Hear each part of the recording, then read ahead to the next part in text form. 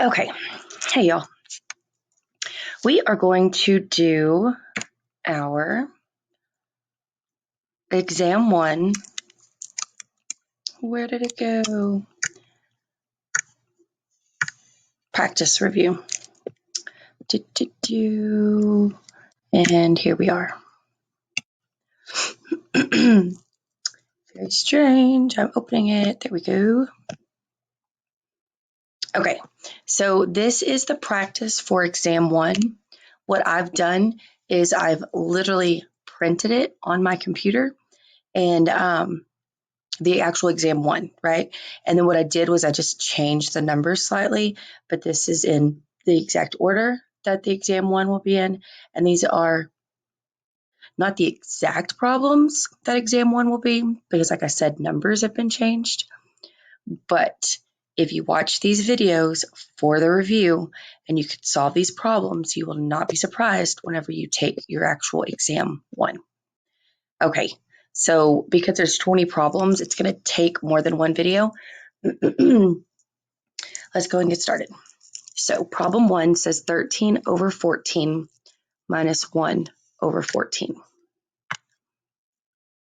So I thought it would be easier to just go back and forth, but it's like messing up already.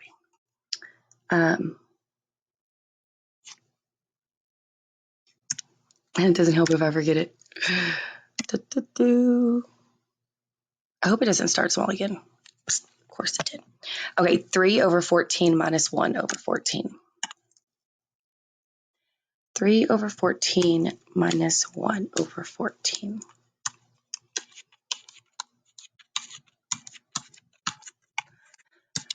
Okay, so this would be subtracting fractions that are alike. If the denominator is the same number, you subtract the numerators, keep the denominator. 3 minus 1 is 2 over 14. We wouldn't be done there though, right? Because those are both even numbers, and I know for a fact that they both can be reduced by a factor of 2.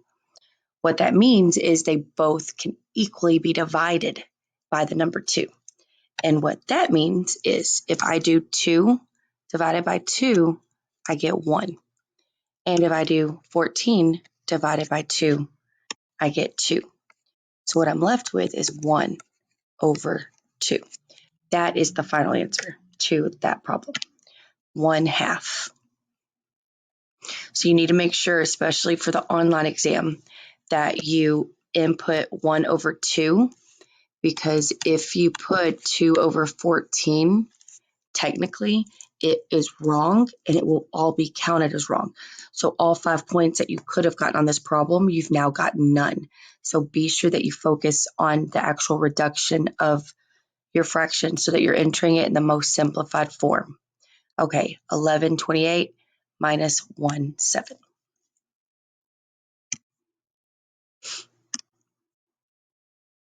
Oh,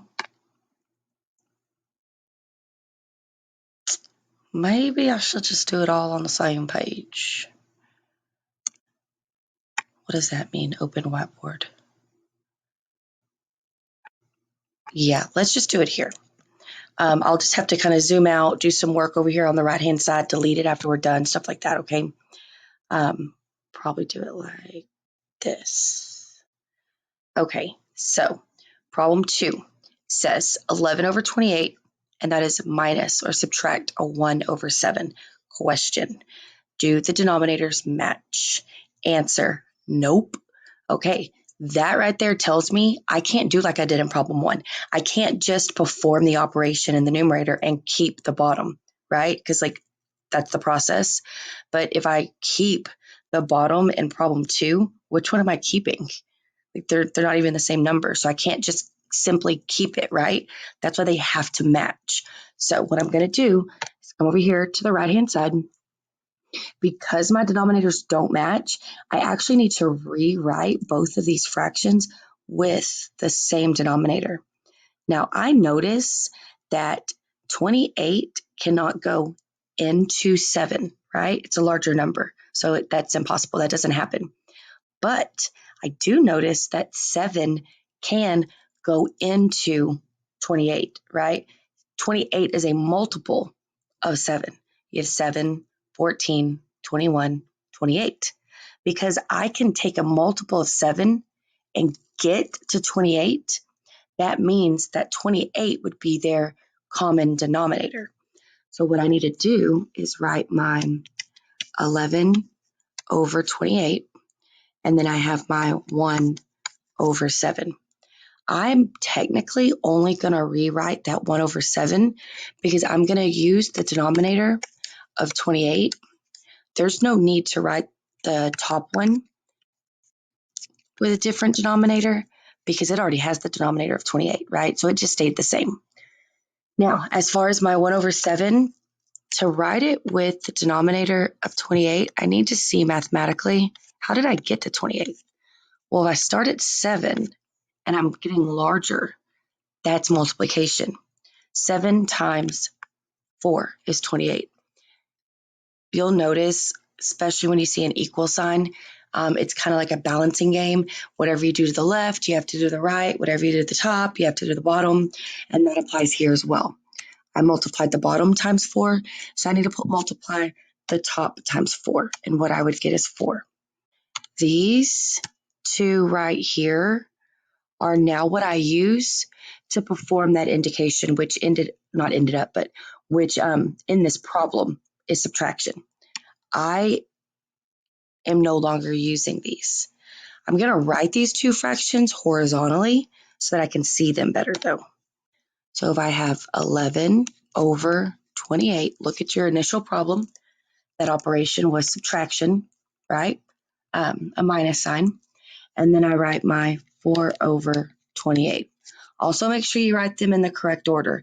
If I put that 11 over 28 second, my answer completely wrong, okay? So guess what? My denominators match. If my denominators match, all I do is the operation on the top, keep the bottom. What I mean by the operation on the top is if it's a plus sign, you're going to add. If it's a minus sign, you're going to subtract. So here we're going to subtract. And if I do 11 minus 4, I would get 7, right? Signs are different. Subtract. Keep the sign of the larger. That's a positive 11 over 28. Am I done? No, I'm not done. Initially, I noticed that 7 could go into 28, right? That's how I was able to rewrite my bottom fraction right here, rewrite my 1 over 7. So I need to have that same thought process whenever I see 7 over 28 as a fraction. 7 can divide 7, right? Because it's itself. And let's go ahead and do that. I would get 1. And 28 can also be divided by 7. And what I get is 4. So my final answer actually ends up being what's in the green, which is 1 over 4. Again, make sure you reduce this completely because 7 over 28 is wrong as far as it being in the most simplified reduced form. Okay, so I'm going to delete this and we're going to move on.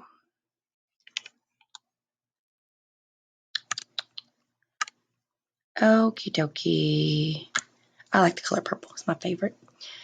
So looking at problem 3, the rules I have for adding and subtracting like and unlike fractions are not the same rules I have for multiplying and dividing fractions. You'll notice as we progress in this course, every rule for everything is different, and I get it. Like that's what makes it confusing, is just keeping everything straight. So that's why I try to find ways to sing-song it or pretty much kind of be annoying with the process and writing things each time so that hopefully through practice it kind of sticks a little bit. For our problem 3, multiplying fractions, what we have is 2 over 5 times 6 over 7. When multiplying fractions, our main concern is initially is it in the most reduced form? And then multiply the tops, and then multiply the bottoms. Numerator times numerator, denominator times denominator. If you would like, my battery's gonna die. If you would like, you could do the multiplication first. I'm gonna have to move across the room. You can do the multiplication first and then do the reducing. Sometimes you end up getting fairly large numbers. I noticed in the homework, for some random reason, they gave very, very large numbers, which I don't think that's necessary. The goal here is just to understand the process that you're doing. So I believe it's okay if you're not given 218 times 12 times 47 times, that doesn't matter. Do you get the process? That's the only thing I'm testing you on, okay? So let's see here. Can I reduce? Well, in order to reduce, I need a number that's somewhere on a numerator and a number somewhere on a denominator that have a common factor so that they can be reduced. I've got a 2 and a 5. Those can't reduce. 6 and a 5. Those can't reduce. 2 and a 7. No. 6, 7. No. Nothing here can be made smaller. Nothing here can be divided by a common factor. So it just is what it is. Now, what I do is the multiplication. When I multiply, I'm literally, y'all, going to do 2 times 6 over 5 times 7. You do not have to write this step. If you get what you're doing, you do not have to write this step, okay? 2 times 6 is 12 over 5 times 7 is 35. I already looked to see if I could reduce first, and I couldn't. So this means this is my final reduced answer. And what I got was 12 over 35. I'm going to stop boxing those in. Okay, so delete this. What I get now for my problem 4 is, I can hear the dog barking next door. Blah. I get 1 over 4 divided by 11 over 12. Okay, so very, very, very super important rule whenever it comes to the division of fractions. Most simply put, you cannot divide by fractions. There's a process to get to an answer, but initially, that operation of division and what we would remember as far as how we would divide terms usually, that does not apply here. You can't actually divide these two. We need to do a whole process, and then what it does is it turns into a multiplication problem. That process is KCF,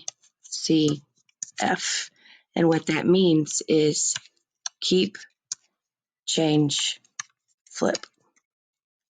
Now, I'm no longer looking at 1/4 divided by 11/12.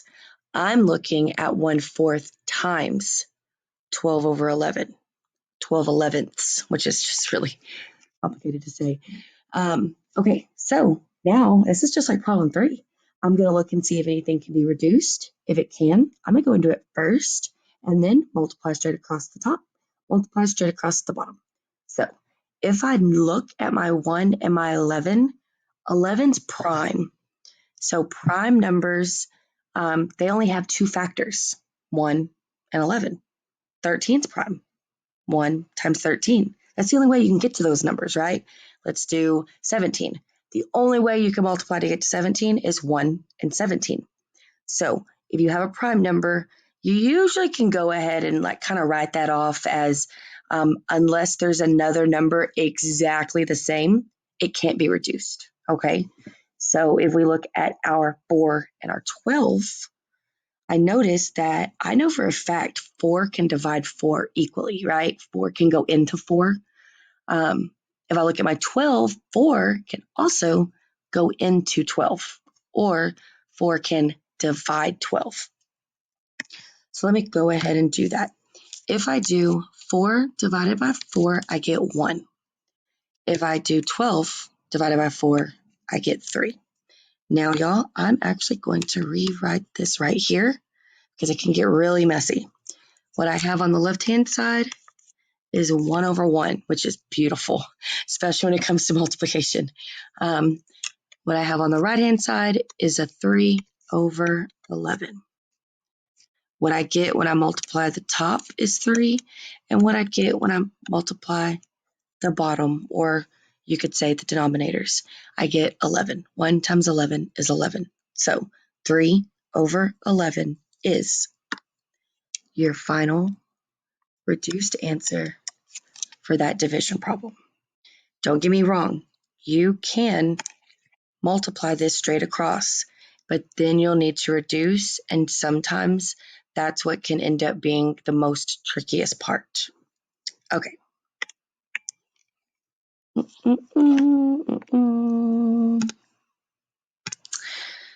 Let's do, maybe, just kidding.